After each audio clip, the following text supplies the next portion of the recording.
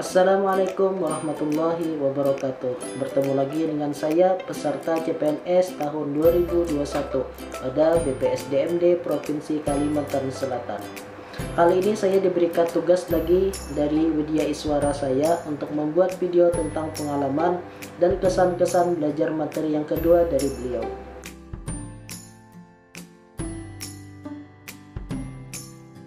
Bukan.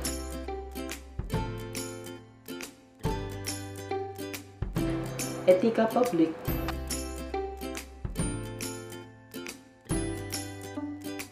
Etika publik adalah refleksi tentang standar atau norma yang menentukan baik atau buruk, benar atau salah perilaku, tindakan dan keputusan untuk mengarahkan kebijakan publik dalam rangka menjalankan tanggung jawab pelayanan publik.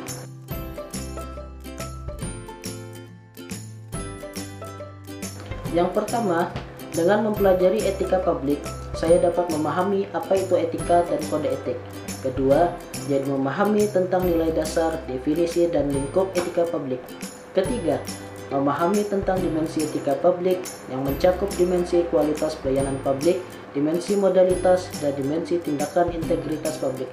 Keempat, memahami tentang tuntutan etika publik dan kompetensi. Dan yang kelima, saya juga lebih mengenali berbagai bentuk sikap dan perilaku sesuai dengan etika publik dan perilaku yang bertentangan dengan kode etik pejabat publik.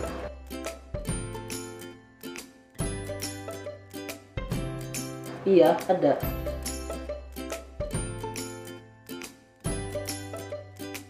Seorang PNS diatur dengan kode etik profesi.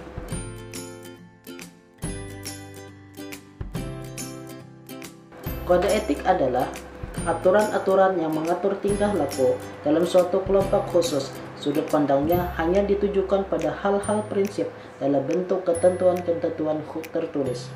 Adapun kode etik profesi dimaksudkan untuk mengatur tingkah laku atau etika suatu kelompok khusus dalam masyarakat melalui ketentuan-ketentuan tertulis yang diharapkan dapat dipegang teguh oleh sekelompok profesional tertentu.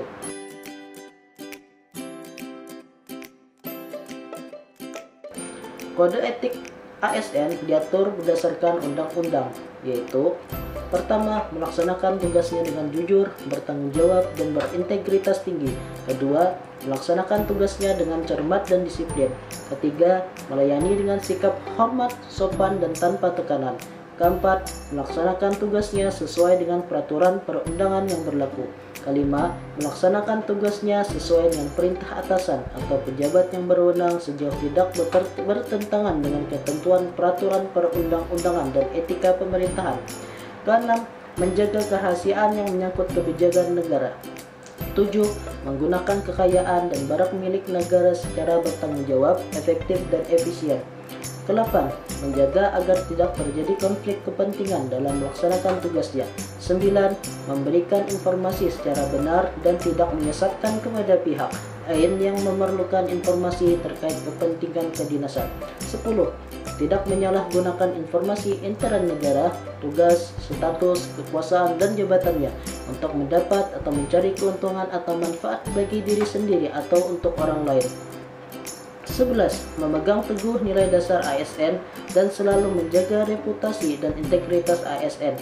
Dan yang ke-12, melaksanakan ketentuan peraturan perundang-undangan mengenai disiplin pegawai ASN.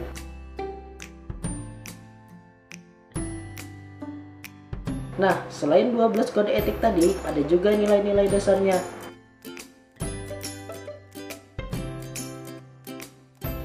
Pertama, memegang teguh nilai-nilai dalam ideologi negara Pancasila. Kedua, setia dan mempertahankan Undang-Undang Dasar Negara Kesatuan Republik Indonesia 1945.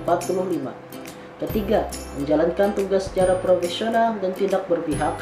Keempat, membuat keputusan berdasarkan prinsip keahlian.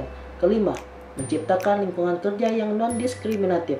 Keenam, memelihara dan menjunjung tinggi standar etika luhur. 7. Mempertanggungjawabkan tindakan dan kinerjanya kepada publik. 8. Memiliki kemampuan dalam melaksanakan kebijakan dan program pemerintah. 9. Memberikan layanan kepada publik secara jujur, tanggap, cepat, tepat, akurat, berdaya guna, berhasil guna, dan santun. 10.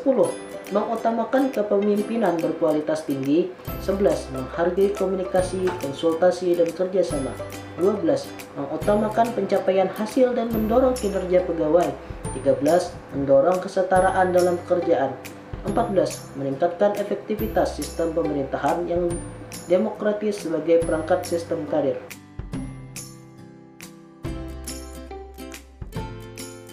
Jadi, pelayanan publik yang profesional membutuhkan tidak hanya kompetensi teknik dan leadership, namun juga kompetensi etika. Tanpa kompetensi etika, pejabat cenderung menjadi tidak peka, tidak peduli, dan diskriminatif, terutama pada masyarakat kalangan bawah. Suatu tugas pekerjaan harus dikerjakan oleh orang yang sesuai bidang keahliannya. Hal ini sejalan dengan sabda Nabi Muhammad SAW, "Idza wusidal amru ila ghairi ahlihi fantadhiris sa'ah." Apabila suatu urusan diserahkan kepada seseorang yang bukan ahlinya, tunggulah kehancuran. Oleh karena itu, harus dianut prinsip the right man on the right job, menempatkan orang yang tepat pada posisinya sesuai dengan kemampuannya.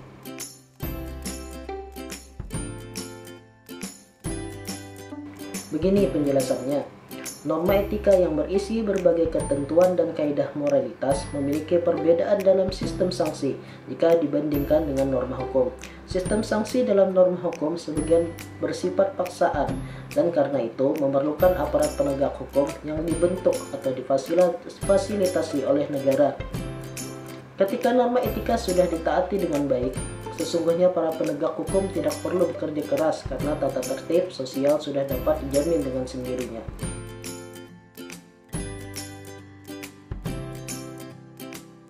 Betul sekali, tuh kan, paham?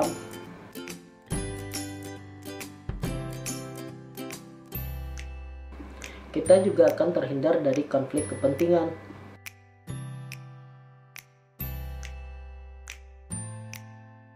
Konflik kepentingan adalah tercampurnya kepentingan pribadi dengan kepentingan organisasi. Konflik kepentingan adalah tercampurnya kepentingan pribadi dengan kepentingan organisasi yang mengakibatkan kurang optimalnya pencapaian tujuan sebuah organisasi.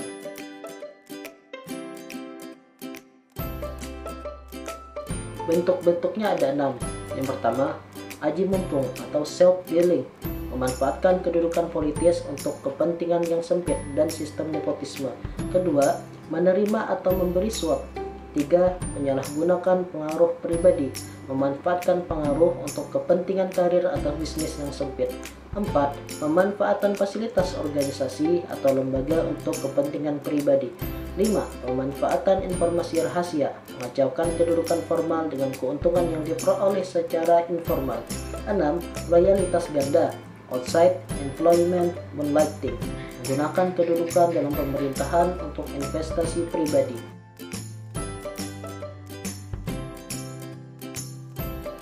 Jadi, pengen belajar juga?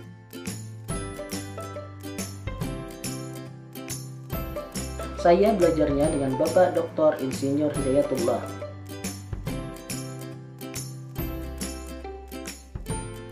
Ntar deh saya tag beliau di Instagram.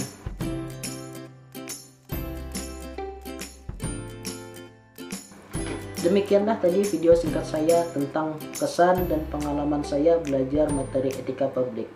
Sampai bertemu lagi. Wassalamualaikum warahmatullahi wabarakatuh.